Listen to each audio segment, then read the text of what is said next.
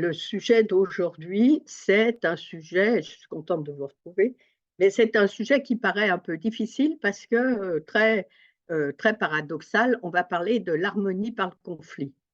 Alors, l'harmonie, c'est une qualité que nous recherchons tous dans notre vie, mais aussi dans notre environnement, l'atmosphère, dans le monde dans lequel nous vivons.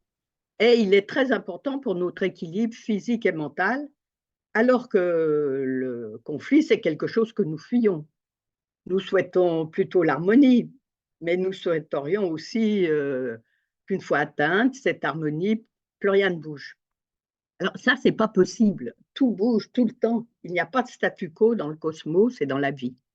On s'en aperçoit bien, on commence enfant, on vieillit, on n'est jamais pareil, hein. Nous vieillissons, il y a le jour, il y a la nuit, il y a l'été, puis vient l'hiver. On a faim, puis après on est rassasié, hein. Nous devons constamment nous adapter à des contraintes qui génèrent en nous des conflits. Alors, ce sont beaucoup des contraintes externes, hein, qui sont liées au mode de vie, à toutes les complications de la vie. Mais il y a aussi des contraintes internes et qui sont nos propres contradictions. Et je pense que c'est de ça qu'on va peut-être parler, parce que c'est peut-être ce qu'il y a le plus difficile, hein, essayer de, de voir quelles sont nos contradictions. Alors, je vous propose qu'on approfondisse un peu toute cette idée, mais avant, on va d'abord voir ce que c'est que l'harmonie, après on va voir ce que c'est que le conflit, et on va voir comment les faire cohabiter. Alors, avant d'aborder cette notion de conflit dans l'harmonie, je vous propose d'expliciter ce que sont les courants d'énergie. Car l'harmonie, c'est une énergie au milieu d'autres énergies, mais on va voir pourquoi c'est important en ce moment d'en parler. Alors, il existe 7 grandes énergies, appelées aussi rayons, hein, dans le jargon ésotérique, qui, comme les 7 notes de musique ou les 7 couleurs qui composent l'ensemble des couleurs, hein, euh, composent le monde. Alors, si vous voulez bien, pour que vous compreniez un peu, je vais vous les énumérer, hein, vous les connaissez peut-être. Alors, il y a d'abord la première énergie, le rayon 1, qui correspond à l'énergie de volonté, de pouvoir et de dessein. Ensuite, il y a l'énergie d'amour-sagesse. Puis, il y a une autre énergie qui est l'intelligence active et créatrice, qui est le 3. Et nous avons cette harmonie qui est le 4, hein, et qui, comme par hasard, sur les sept énergies différentes se trouve au milieu, justement, hein, parce que l'harmonie, elle se fait par le conflit. Et elle a comme énergie surtout la recherche de la beauté, de l'art et de la créativité. Voilà. Et puis, alors, on a après une énergie, le rayon 5, c'est la science concrète et la connaissance. Le rayon 6, c'est l'idéalisme concret et la dévotion. Et puis, nous terminons par l'organisation, qui est le rayon 7, qui est aussi l'ordre cérémoniel, la magie, le rituel. Alors, nous sommes tous sous l'influence de ces rayons en tant qu'individus, de même que nous naissons avec l'influence astrologique des signes en fonction de nos dates de naissance. Nous sommes influencés par les énergies de rayons sur le plan de notre âme, de notre personnalité et des 3 corps dont nous sommes composés, le corps physique, le corps émotionnel, le corps mental. Alors, je vous en parle à chaque fois, mais pour moi, c'est très important parce que c'est la base de la compréhension. Si on connaît comment on est constitué, ça aide beaucoup. Et puis, on dit bien que dans l'enseignement, la répétition, hein, c'est c'est un très bon moyen. Voilà.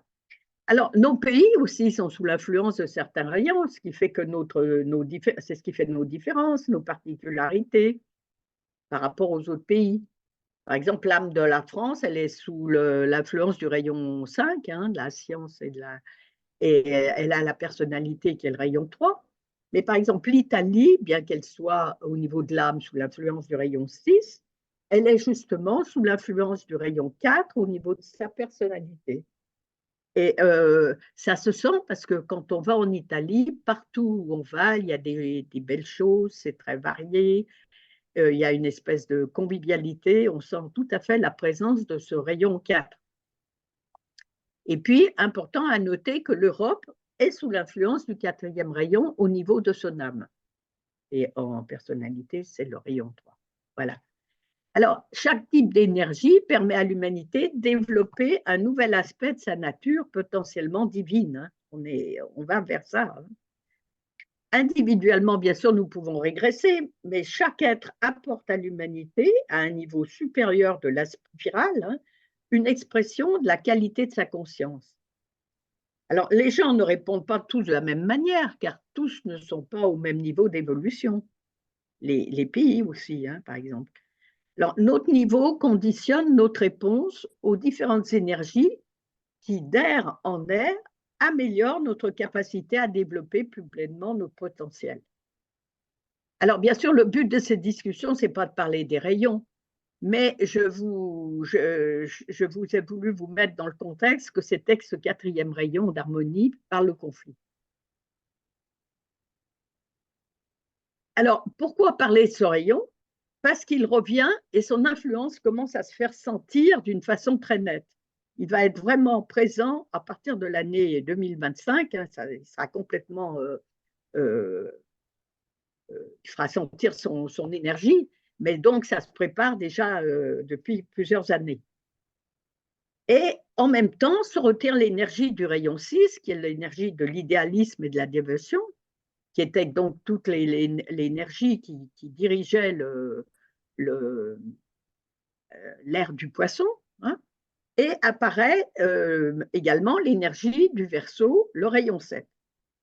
Alors, notre problème actuel, tous les problèmes que nous avons, proviennent du fait que ces deux types d'énergie sont toutes les deux en action, avec à peu de choses près, bien que maintenant, c'est vraiment l'énergie du Verseau qui rentre vraiment dans toute sa puissance. Et les énergies du rayon 6 se retirent très rapidement, et il reste un peu que des coquilles vides, d'où notre insatisfaction. C'est-à-dire que tout ce qui fonctionnait, qui était de toutes nos institutions, tout ça, maintenant, elles n'ont plus de vie, parce qu'elles ne sont plus alimentées par cette énergie. Alors, le rayon 4 correspond à l'ère du Verseau, car il aide à fusionner et harmoniser. On sait que l'ère du Verseau, c'est l'ère de la synthèse et de l'harmonie. Alors, il tend à enrichir, à assembler tous les éléments disparants, et dans cette fusion des opposés, une réalité nouvelle est belle et révélée. Et puis, il arrive cette énergie cette fusion qui va organiser, qui va le mettre en œuvre.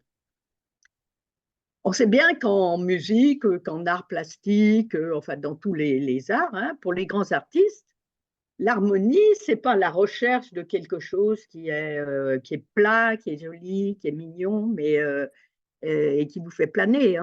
Non, il faut qu'il y ait, dans une bonne musique, il faut qu'il y ait certaines dissonances qui se font entendre, qui sont puissantes, et puis ensuite, on baisse la tension, et c'est ainsi que se crée l'harmonie qui évolue selon nos époques.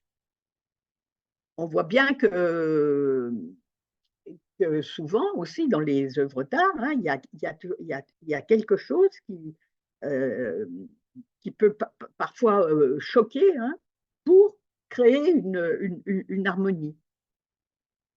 Alors, c'est cette mise en relation, cette fusion, cette harmonisation des opposés qui donne une beauté dynamique et donc un rayonnement à l'art quand elles sont appliquées à la vie, et ça c'est dans l'art, et quand elles sont appliquées à la vie, c'est ce qu'on appelle la civilisation.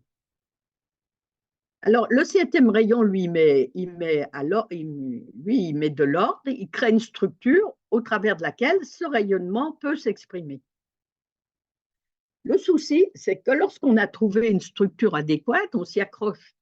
Quand on pense qu'on est dans l'harmonie, on ne voudrait pas que ça change. On n'aime pas le changement, mais il faut savoir que l'immobilité n'existe pas dans le cosmos.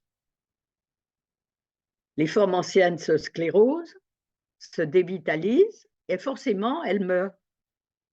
Donc, on est petit, on sait qu'on est petit, qu'on grandit, on vieillit, et puis on meurt. Ça, c'est tout à fait ce cycle de spirale.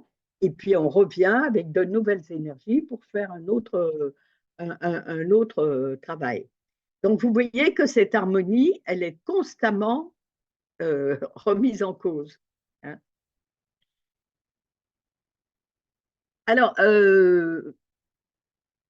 si on a l'exemple un peu prosaïque, hein, c'est par exemple quand on s'installe dans une maison, on essaye de l'aménager au mieux, on aménage les chambres et tout ça. Et puis, au cours de la vie, ben, il arrive un enfant, ou bien on est obligé d'héberger quelqu'un, ou au contraire, quelqu'un disparaît. Donc, on réorganise nos pièces.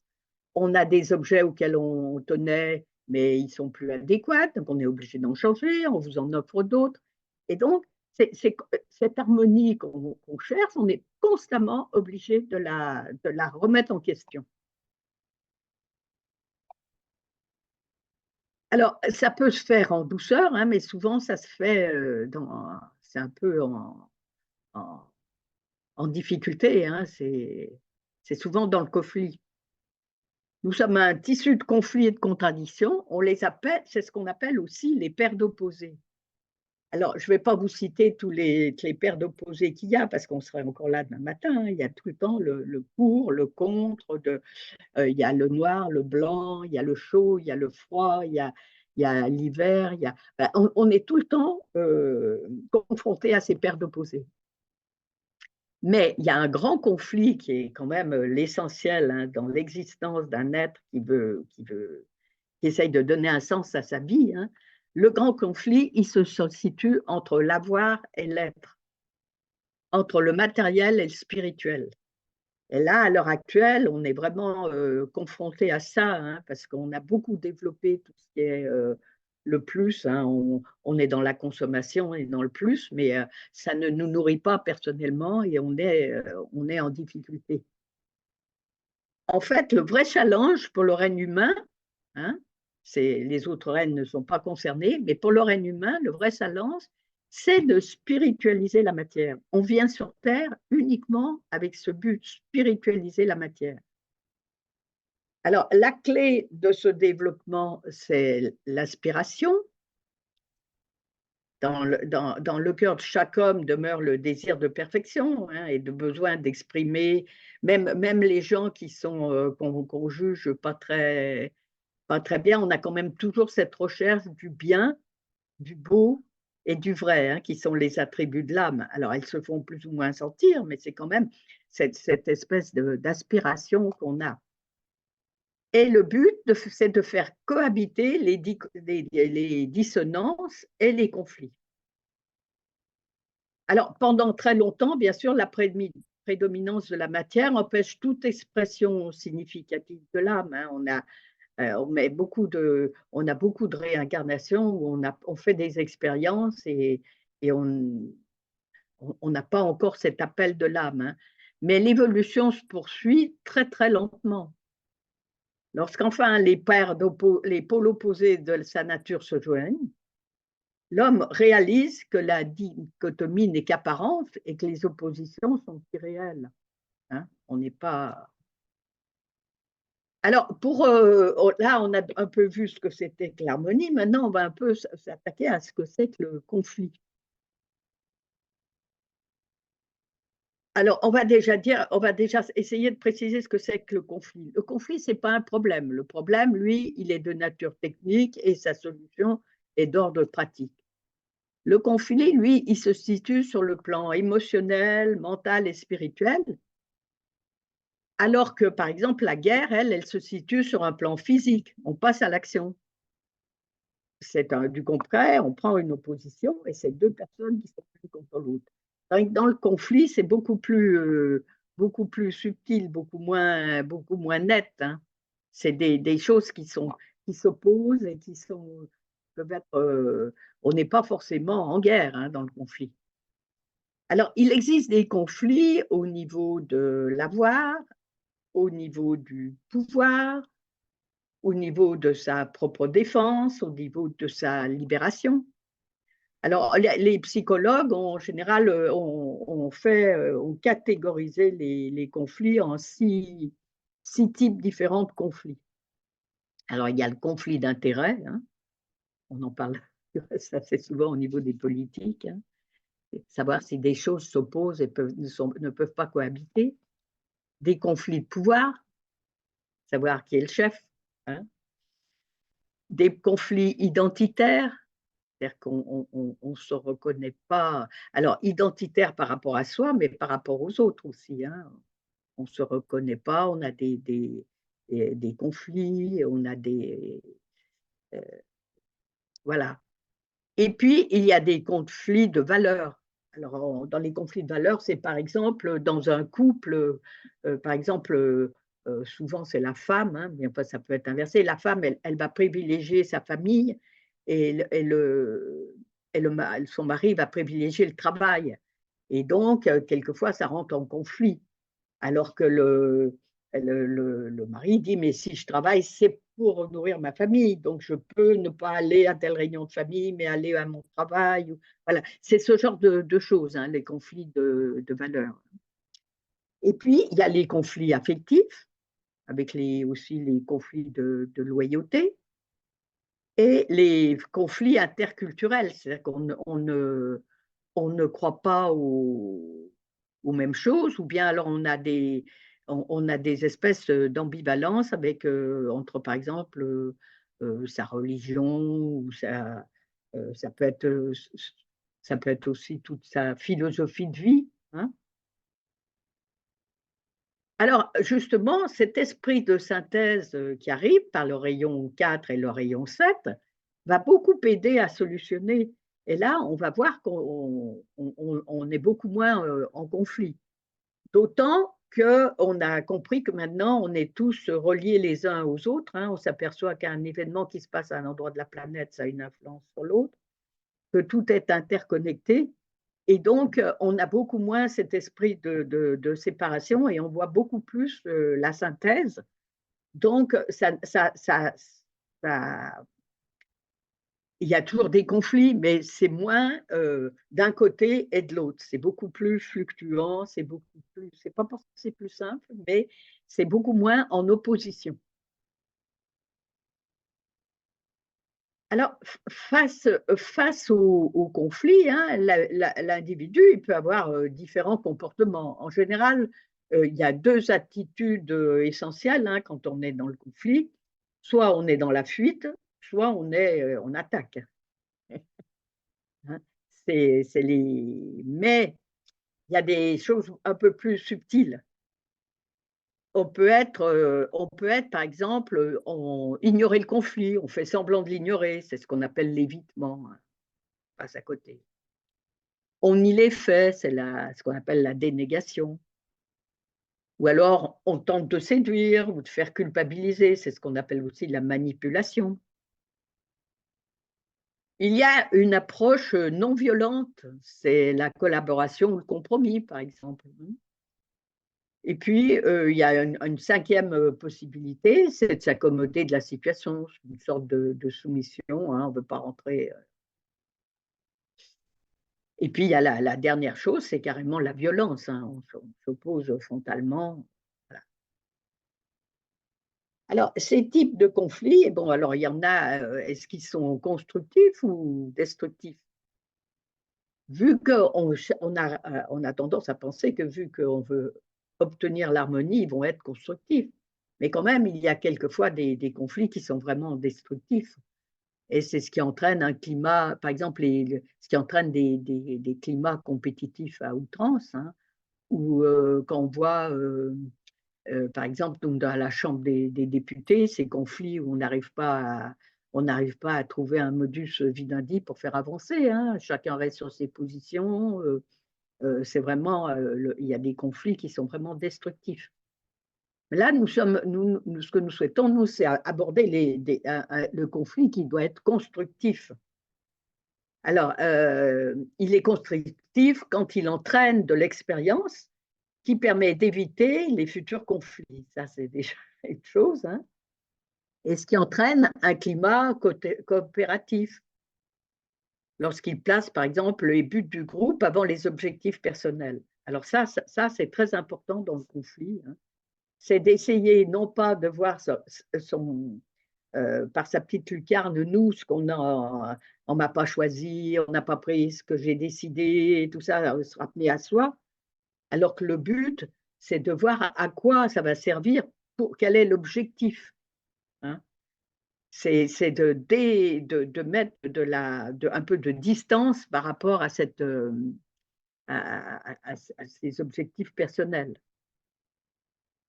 Alors il faut placer le but du groupe avant ses objectifs personnels. Ça, c'est très, très important. Il améliore aussi au niveau des évaluations parce que c'est quand on fait des erreurs et quand on rentre en conflit qu'on peut analyser les choses. Quand tout baigne, eh ben, on n'analyse rien du tout. Le conflit il améliore aussi au niveau il est source de production d'idées créatives.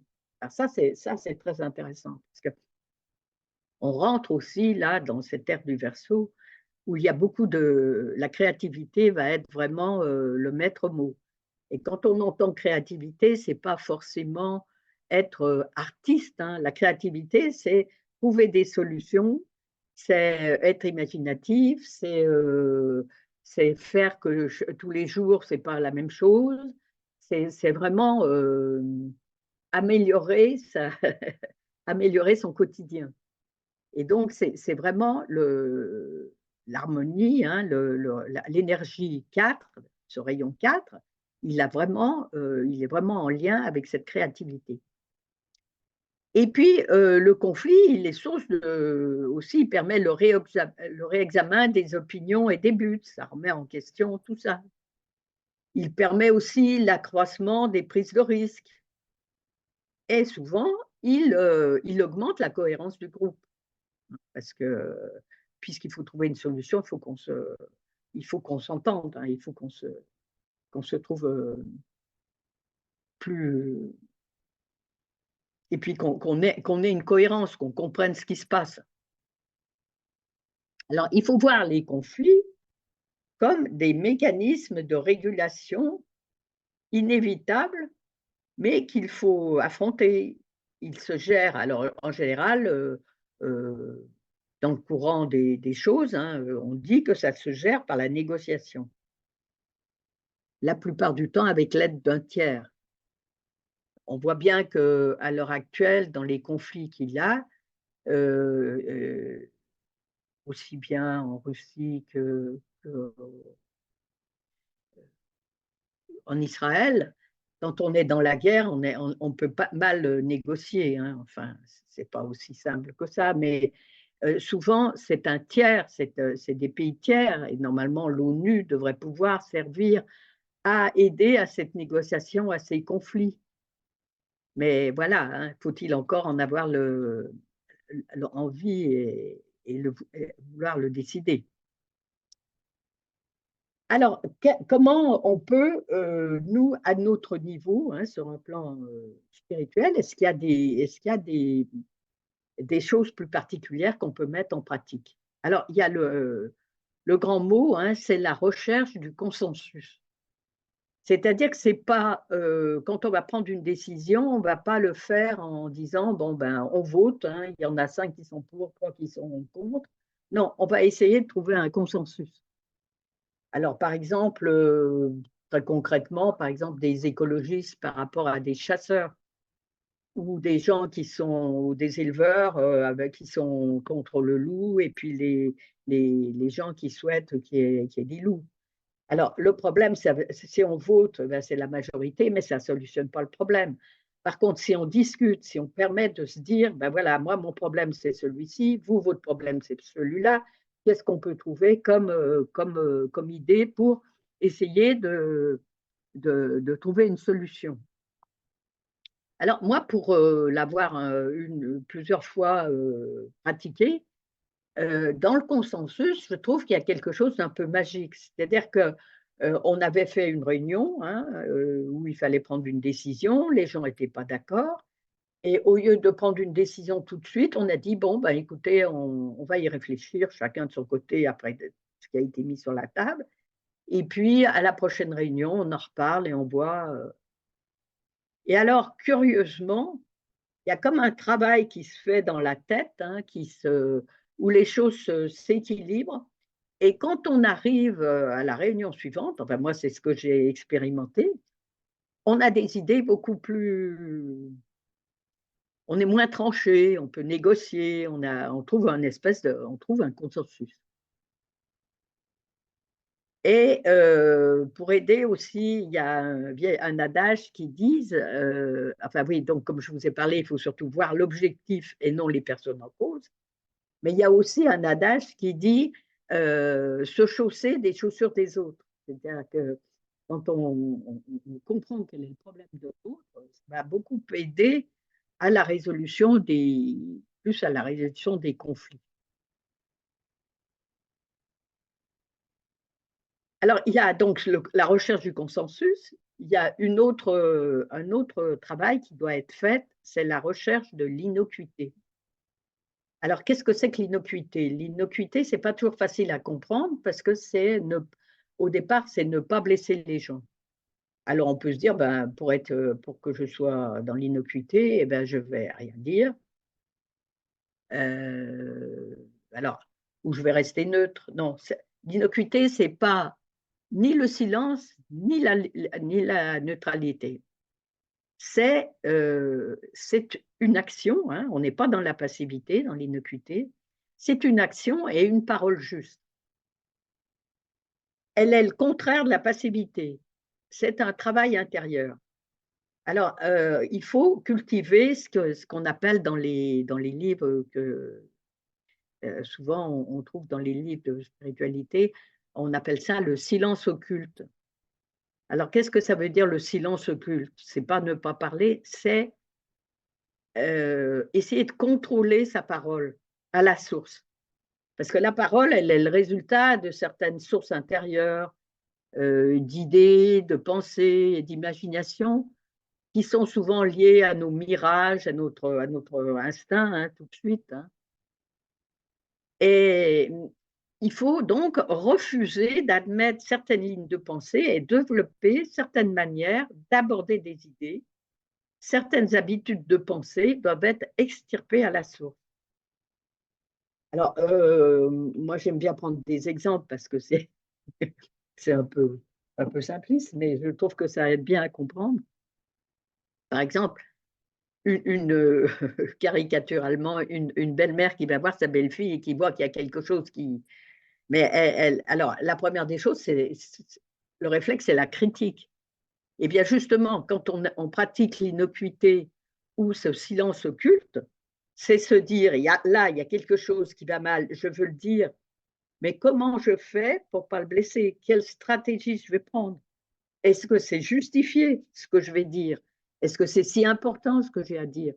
Et si c'est important, comment je vais le faire? Hein. Alors, donc, il faut se défaire de la critique, du séparatisme et puis toujours de nos mirages. Hein. Vous savez ce que c'est que les mirages? C'est quand on se crée un monde qu'on croit réel et puis c'est fait de plein d'idées qu'on nous a données, inculquées et qu'on n'a pas rediscuté et qu'on a admis. Voilà. Donc, ça passe pas par un processus de substitution, hein, mais non, pardon, excusez-moi, c'est ça. Ça passe non pas par un refoulement, mais ça passe par un exercice de substitution, c'est-à-dire qu'on trouve autre chose. Et ça, là aussi que la créativité rentre en ligne de compte, hein, et qu'on va pouvoir mettre toutes ces capacités en, en action pour essayer de trouver des stratégies.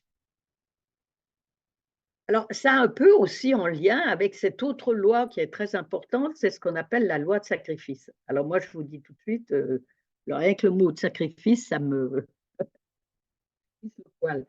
Donc, moi, je préfère, plutôt que de dire la loi de sacrifice, qui revient au même, hein, c'est le choix du supérieur, c'est sacrifier l'inférieur au supérieur. C'est ça le sacrifice.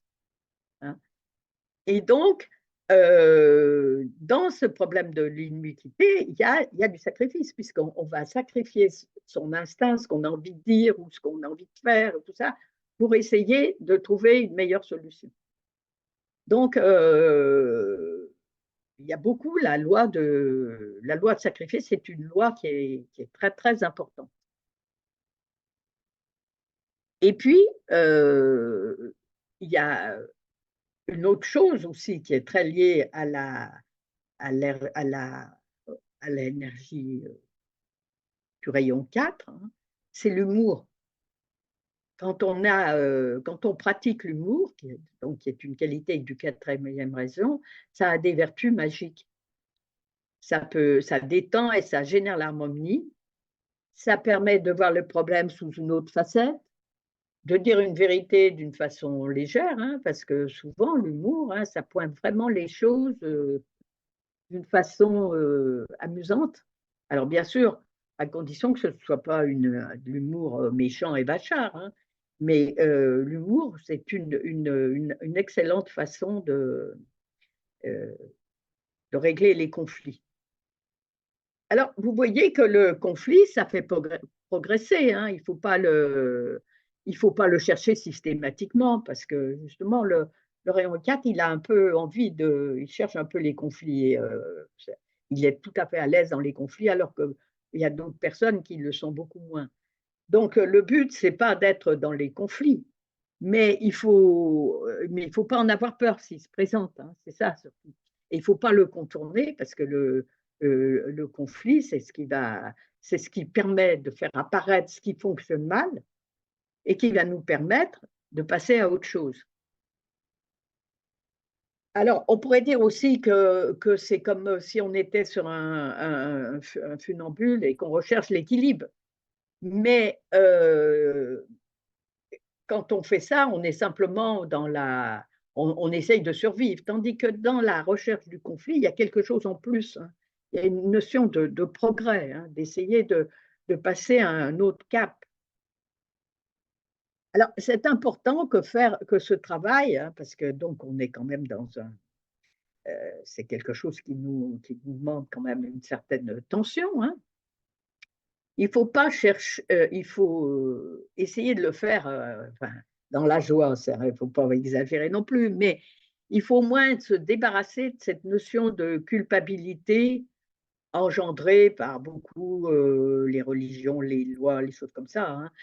Heu, on essaye, on avance, on fait des expériences. Il y a des choses qu'on n'a jamais vécues, qu'il faut qu'on fasse, hein. Donc il faut pas il y a pas à se culpabiliser. Le problème, c'est qu'il faut essayer d'avancer et c'est quand même mieux si on le fait sans ce poids de la culpabilité qui était très lié, à cette énergie du poisson, hein, qui nous rendait, un peu la tâche plus difficile. Voilà. Alors, sans ce conflit entre les opposés et la friction qui en résulte, les progrès seraient très lents, hein, parce qu'il faudrait tandis que le conflit, ça booste un peu, on est obligé de prendre des décisions, d'avancer, de solutionner. La friction, c'est un feu qui oblige à aller de l'avant. L'aspiration, la lumière qui l'attire sans cesse vers le haut. Alors, c'est ainsi qu'avec le temps, l'homme se débarrasse des limitations de la matière en le revêtant de sa vérité spirituelle, hein, parce qu'à chaque fois qu'on progresse, hein, on gagne en spiritualité. Vous savez que la spiritualité, c'est pas la religion, c'est pas croire en quelque chose, hein, c'est aller vers quelque chose qui est supérieur, c'est s'élever, hein. Donc, c'est un excellent exercice. Donc, comme je le répète, hein, la tâche de l'homme, c'est de spiritualiser la matière et d'amener la substance de la planète, dans tous les règnes, à refléter parfaitement l'homme céleste dont elle est le corps.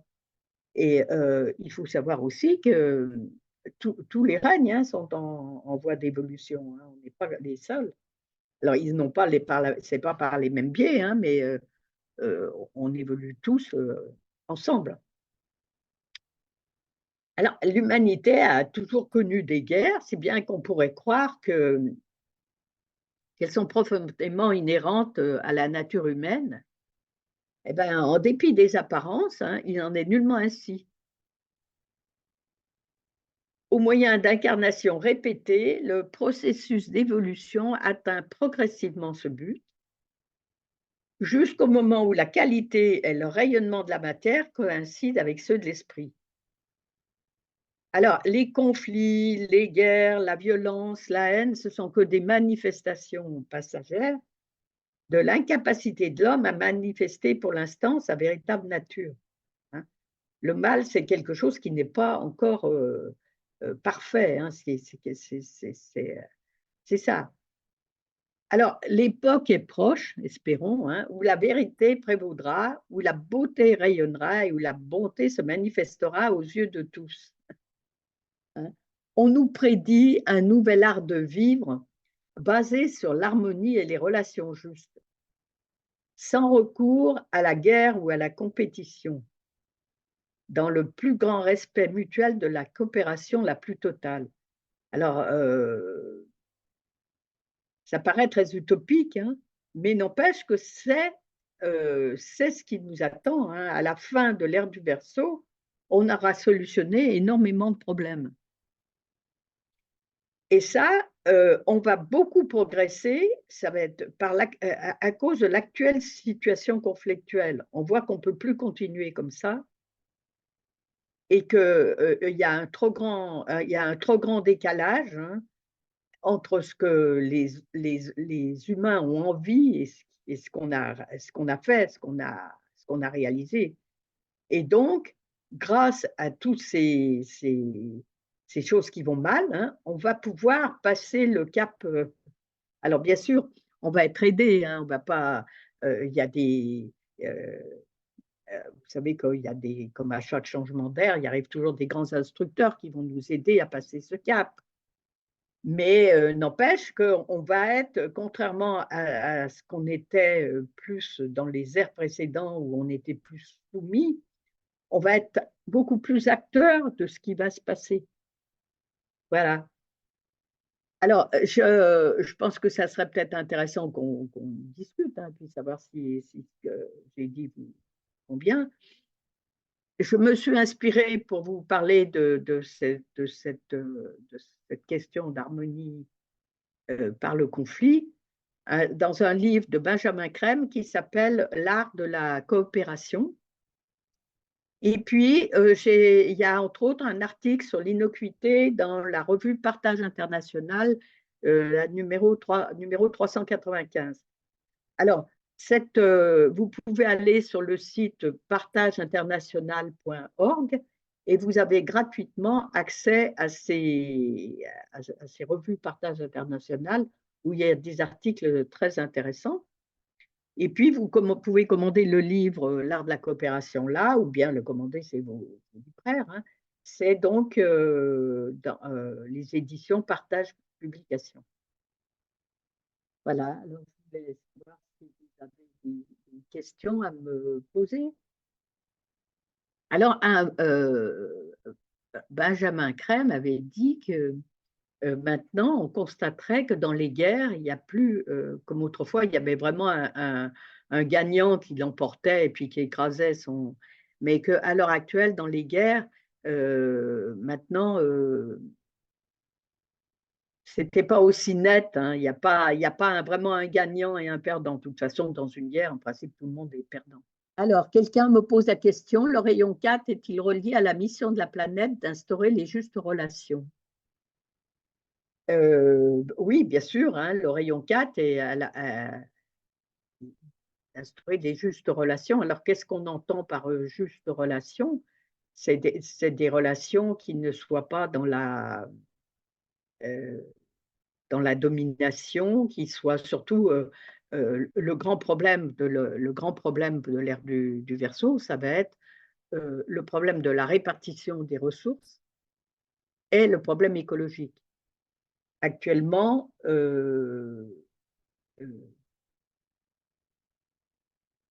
y a la moitié de la population qui a beaucoup et le reste n'a rien du tout.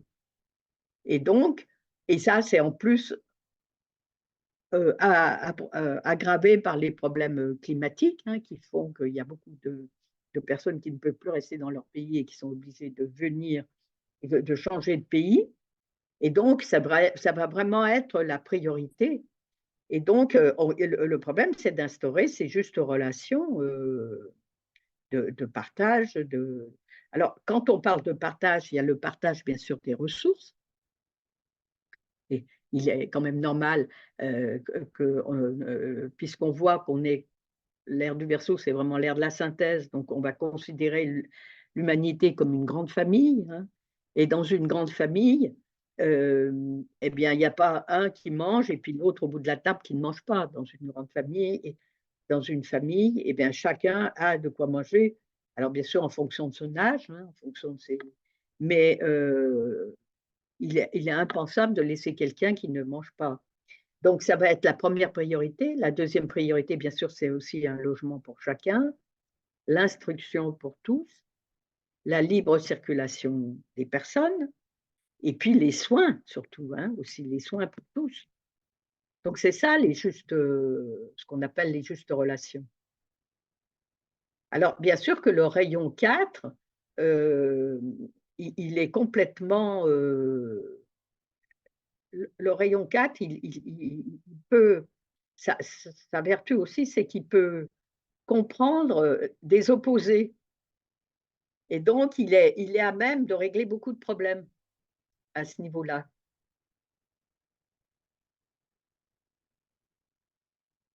Alors, il y a une autre question, c'est comment trouver mondialement de l'harmonie dans un monde clivé? Alors, ce qui se passe, c'est que déjà, le monde, il est le reflet de ce qu'on est. Donc, il faut déjà essayer de soi-même de ne pas être clivé. Et c'est justement ce dont on parle là, cette espèce d'harmonie qu'on doit trouver en nous, de n'avoir pas de clivage. Et en plus, on n'a pas la notion à quel point on a du pouvoir. C'est-à-dire que si soi-même on émane l'harmonie, on n'est pas clivé, on a on a une influence sur les gens qui nous entourent, sur l'atmosphère qui nous entoure. Et donc, c'est vraiment important à l'heure actuelle de faire attention à ce qu'on dit, à ce qu'on fait. Voilà. Alors, bien sûr, vous me direz, c'est un peu l'histoire colibri, hein. Nous, on n'est qu'un petit. C'est pas avec notre bec qui allons amener une goutte d'eau, on va pouvoir tout faire, mais il ne faut pas se mésestimer, on est beaucoup plus puissant qu'on pense. Et il faut essayer aussi, de par dans la façon dont on se comporte dans la vie, dont on vote, hein, d'essayer de ne pas aggraver ce clivage. Alors, pourquoi n'y a-t-il pas de balance dans le rayon 4? Alors, je ne comprends pas bien ce que... Ah oui, parce que vous voulez parler, parce que je parle je suppose que c'est parce que je parle du poisson et du verseau. Mais là, je le parle en tant que d'énergie qui domine dans l'air qu'on vient de quitter et l'énergie qui arrive dans l'autre qui vient. Mais certainement qu'effectivement, la balance, alors moi, je ne suis pas très forte en astrologie, mais je pense qu'effectivement, la balance, ça peut bien représenter le rayon 4, hein. Alors, ce qui se passe aussi, c'est que pour en revenir à l'harmonie dans un monde clivé, c'est parce que dans l'ère du poisson, on a beaucoup clivé parce que on était dans un monde d'idéalisme. Alors, l'ère du poisson, on avait une mission, hein, l'être humain avait une mission, c'est de devenir individuel, de développer son individualité par rapport à l'ère précédent où les humains étaient plus dans un état grégaire, il y avait ceux qui savaient, qui dirigeaient, et puis toute l'humanité qui suivait. Donc, dans l'ère du poisson, on a dû développer notre individualité. Mais du coup, on a développé la séparativité. Dans toute chose, il y a il y a le bien et le mal. Donc, on a bien réussi à développer notre individualité, mais on est devenus des individualistes, on est devenus trop séparés. Et c'est pour ça que comme à chaque fois qu'on change d'air, c'est comme on monte sur une spirale où on approfondit, on améliore quelque chose. Là, on va améliorer en restant dans l'esprit de synthèse. Donc, ça va aider à ne plus être aussi clivé, hein. Et puis, en plus, comme dans l'énergie du poisson, c'était aussi beaucoup les croyances, hein. Donc, on avait créé beaucoup de mouvements en isthme et qui étaient dans l'opposition. C'est-à-dire qu'il y avait le socialisme et puis en face, il y avait le capitalisme. Il y avait euh, le, ah bon, le libre-échangisme et puis au contraire le corporatisme. Et tout ça, ça a créé un peu des conflits. Alors tout ça, ça va disparaître et on va s'apercevoir que on va pas choisir, hein. Il va y avoir un mélange. C'est-à-dire que dans l'avenir, il y aura à peu près, je ne me rappelle plus exactement, mais je crois que c'est autour de 70%, il faudrait que je recherche, hein, autour de 70% de, on va être dans un système plus socialiste, hein, du partage et tout ça. Et puis tout ce qui est du domaine privé, ça va rester dans les idéologies. Enfin, c'est pas une idéologie, c'est un peu une idéologie, mais ça ne rapporte, ça sera nos affaires privées. Donc l'État ou les collectivités n'auront rien à y faire, et donc on aura 30% de fonctionnement qui seront du fonctionnement complètement. Voilà. Mais on ne va pas mettre en opposition ces deux mouvements, on va simplement les faire cohabiter parce qu'ils sont chacun bons ils ont chacun quelque chose de bon. Le communisme, il était bon dans l'idée du partage, mais il détruisait notre individualité, il niait la personne. Dans le capitalisme, c'était l'inverse. Il n'y avait pas de partage, mais par contre, on respectait beaucoup l'individu et la liberté. Voilà. Donc, mais ça ne veut pas dire qu'il faut choisir. Ça veut dire qu'il faut faire cohabiter ces deux valeurs, hein. C'est ça l'harmonie, hein. Et donc, ce qui est très intéressant, c'est que on va voir on va être beaucoup plus dans un esprit de synthèse et qu'on va beaucoup moins être dans cette idée de clivage. Alors, on dit aussi que à la fin de l'ère du Verseau, d'abord, il y aura les femmes auront, parce qu'on s'aperçoit que souvent ce sont les hommes, hein, qui dirigent, qui ont les postes clés et tout ça. Donc, à la fin de l'ère du Verseau, les femmes auront totalement acquis même avant, hein, je pense. Et puis, les races aussi, hein, on ne sera plus clivés, les noirs, les blancs, les jaunes, euh, les rouges, etc., hein. On sera on aura comme une forme de métissage, ce qui va favoriser et qui va enlever beaucoup de conflits. Voilà, bah écoutez, si vous avez plus de questions à poser, on va peut-être. Alors, si, il y a des questions. Euh, Quelle est la durée de l'ère du Verseau? Alors, les différents ères durent à peu près 2300 ans. Ils sont liés c'est un phénomène complètement scientifique, hein, qui est lié à la précession des équinoxes, qui fait que euh, la Terre, qui n'est pas tout à fait ronde, quand elle tourne, elle reçoit des énergies qui arrivent des énergies qui arrivent d'autres, je ne trouve pas le nom, d'autres étoiles, d'autres énergies, hein. Et donc, ça change complètement la vision et la façon dont on fonctionne. Alors, en astrologie, le rayon 4 regroupe les signes du Taureau, du Scorpion et du Sagittaire. Je vois que le Verseau est effectivement lié au rayon 4, mais par son rayon hiérarchique, la Lune. Oui, c'est intéressant pour ceux qui s'intéressent, et vous pouvez peut-être approfondir la question. Moi, là, je ne me hasarde pas parce que je ne suis pas assez compétente dans ce domaine. Alors, on est rentré dans l'ère du Verseau, ça fait à peu près vraiment. On dit qu'on est rentré dans l'ère du Verseau à partir du moment où il y a plus d'énergie de Verseau que l'ère du Poisson. Mais en fait, l'énergie du Verseau, elle a commencé à se faire connaître à la fin du XVIIIe siècle, hein. Elle a commencé et puis l'ère l'ère du Poisson se retire petit à petit. Mais là, l'énergie du Poisson se retire très, très rapidement. Donc ça fait une dizaine d'années qu'on a plus d'énergie du Verseau. Et puis donc, ce qui est intéressant, c'est de savoir que les enfants qui naissent à l'heure actuelle, ils sont ils sont, heu, ils sont complètement, imprégnés de l'ère du Verseau. On est pour l'époque dans laquelle laquelle on on vit et donc ils sont ils sont beaucoup plus armés, hein, et voilà. Mais ça peut expliquer aussi, une espèce de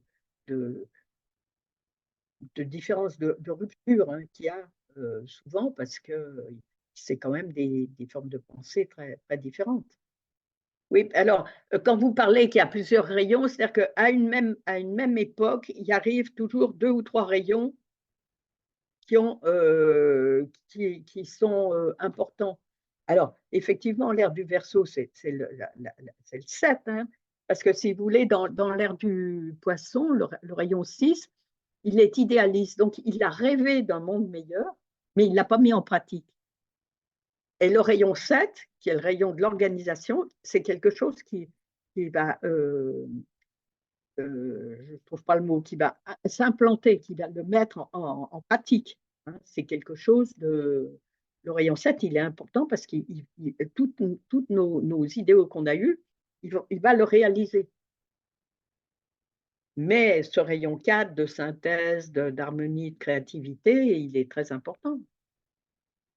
Ceux qui m'écoutent, souvent, je vous raconte toujours cette idée du mot créativité, qui est un mot qui est récent, que je n'ai pas retrouvé dans des dictionnaires antérieurs à 1990, hein. Ça paraît énorme, parce que pour moi, créativité, c'est vraiment un mot qui est complètement dans le qu'on utilise constamment et l'idée qu'il n'existait pas dans le dictionnaire il y a 50 ans, c'est quand même incroyable. Ce qui veut dire on est vraiment dans un changement.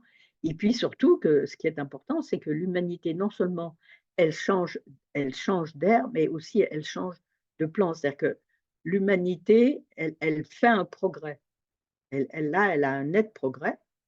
Et puis, comme je vous dis, il y a trois choses qui sont importantes. La troisième, c'est cette idée à chaque début d'ère, il arrive un grand instructeur. Là, à l'heure actuelle, ce grand instructeur, comme on est dans l'esprit de synthèse, il ne vient pas donner une religion, hein, il va nous guider, ça va être l'architecte qui va nous aider à construire ce monde qu'on va faire, hein, c'est nous qui allons bâtir et c'est cet être qui va nous guider, lui, il va nous donner la direction. Et donc, bien sûr, comme on est dans l'ère de synthèse, il est unique, il n'est pas question que ça soit quelque chose de religieux avec des religions différentes et tout. On va essayer d'avoir quelque chose heu et puis ce n'est pas, forcément du domaine du religieux. Le religieux, c'est qu'une partie du spirituel.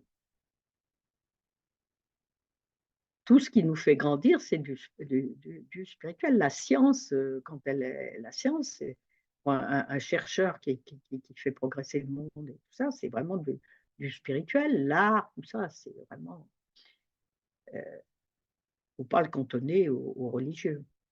Donc ce grand instituteur qui vient, il va pas du tout pour, c'est pas bien que ce soit la personne que toutes les religions attendent. C'est-à-dire que toutes les religions attendent quelqu'un. Il y a l'imam Mahdi, il y a heu Maitreya, il y a le Bouddha, il y a Jésus, il y a, voilà. Mais cette même personne, elle va être représentée parce on appelle cette personne qui va venir, couramment dans les livres, c'est Maitreya parce que c'est le nom qu'on a donné au Bouddha qui arrivait et c'est la même énergie que le Christ. Dans ce cas, nous sommes aussi réincarnés dans cette ère.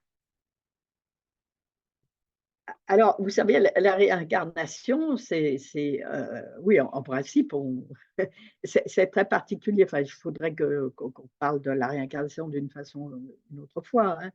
Mais, on se réincarne à un moment où il y a des nécessités qu'on vienne, où c'est bon pour nous, où c'est donc mais bien sûr qu'on va se réincarner probablement dans cette ère, hein, bien sûr.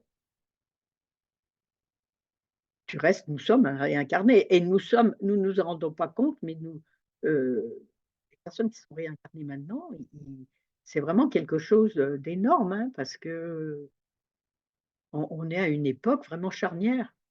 On s'en rend pas compte, mais quand on voit, les autres vies où les choses évoluaient beaucoup plus doucement, là, il y a une espèce de d'accélération de tout, aussi bien sur le plan spirituel, sur le plan technique, et dans l'avenir, bien sûr, enfin toujours dans cet esprit de synthèse, la science et la reli et le spirituel vont être vraiment, ensemble. Alors que justement les mouvements religieux se méfiaient de la science, en avaient peur, le voyaient comme une, comme un concurrent. La science, qui était très cartésienne, niait tout ce qui était d'ordre spirituel, hein. Maintenant, le but, ça va être de progresser ensemble. Peut-on espérer que la majorité des êtres humains seront dans la compréhension de la dimension spirituelle plutôt que religieuse et que les guerres de religion prendront fin? Oui, oui, moi, j'en suis persuadée, hein, j'en suis persuadée. Alors bien sûr que quand, au tout début, les gens qui sont, disons plus, sur un versant un peu intégriste et tout ça, ils vont avoir beaucoup de peine, hein. Ça va pas être si simple que ça. Mais, bon, ça va petit à petit, ils vont comprendre, hein, et puis on peut penser aussi que, ça j'en suis pas certaine, mais que dans la religion, hein, on n'aura plus besoin d'intermédiaires, des prêtres et de tout le clergé, hein. On peut communiquer directement. Et jusqu'à maintenant, ce qui était surtout, c'est qu'on faisait on était dans la prière, c'est-à-dire qu'on demandait. Mais maintenant, on peut communiquer aussi et par la prière en demandant, mais aussi en faisant venir les énergies par la méditation, heu, par, par en ouvrant un canal, hein, on peut amener les énergies qui sont supérieures pour aider l'humanité. Et ça, c'est quelque chose qui est formidable, hein. Donc, si vous allez sur le site, de Partage International, vous verrez une technique de méditation qui s'appelle la méditation de transmission, qui sert à ça et qui est un grand et si on la pratique, ça aide vraiment l'humanité. C'est-à-dire qu'on permet aux énergies qui sont très puissantes, hein, et qui pourraient faire changer le monde, mais comme elles sont très puissantes, elles rebondissent, un peu sur la terre. Si elles passent par l'intermédiaire de nos chakras et de la personne qui médite, elles sont baissées en intensité et elles peuvent être, dispatchées au monde. Donc ça, c'est vraiment quelque chose qui est très important. Et justement, à partir du moment où on devient où notre âme commence à avoir se faire entendre, hein, dans notre vie, ça se manifeste par l'envie de méditer et le besoin de servir. Alors au début, ça peut être l'un ou l'autre ou les 2, hein, mais c'est vraiment le plus, hein. Non, alors la religion, c'est pas quelque chose de mauvais, hein, c'est pas bien au contraire, hein, si on n'avait pas eu la religion, c'est quand même ce qui a fait qu'on développé tout ce côté spirituel. Le problème, c'est un peu les dérives, hein. Mais autrement, Parce qu'au début, vous savez, la religion, hein, ils étaient là, le but des religieux, c'était de soigner et d'enseigner et non pas d'interdire, de culpabiliser, voilà. Donc, et puis surtout, toujours cette histoire de séparatisme. Est-ce que c'est le même Dieu, hein, qu'on soit de l'islam ou qu'on soit d'un pays oriental ou protestant ou catholique? En fait, c'est la même énergie, hein. Sauf que, par exemple, chez les bouddhistes, on appuie plus sur la qualité de sagesse et que dans la religion catholique, c'est plus sur la qualité amour. Mais l'amour-sagesse, c'est 2 choses, qui se relient. C'est simplement une vision, c'est-à-dire que chaque religion a développé un petit côté plus particulier. Mais effectivement que les religions, c'est parfait. Benjamin Crème, il dit souvent que la religion, c'est comme une échelle pour monter sur un toit. Mais qu'à partir du moment où on est sur le toit, on n'a plus besoin de l'échelle. Voilà.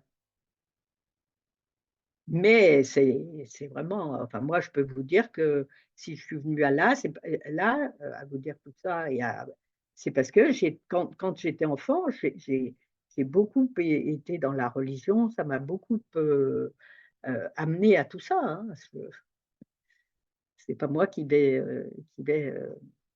le contredire. C'est simplement qu'il y a des dérives, hein, comme de partout, hein. Justement, là, c'est ce problème d'harmonie qu'il faut encore, rééquilibrer. Voilà, oui. Il faut rester dans l'esprit et non pas dans la forme. Voilà, bah, écoutez, je pense qu'on a fait le tour de la question un peu.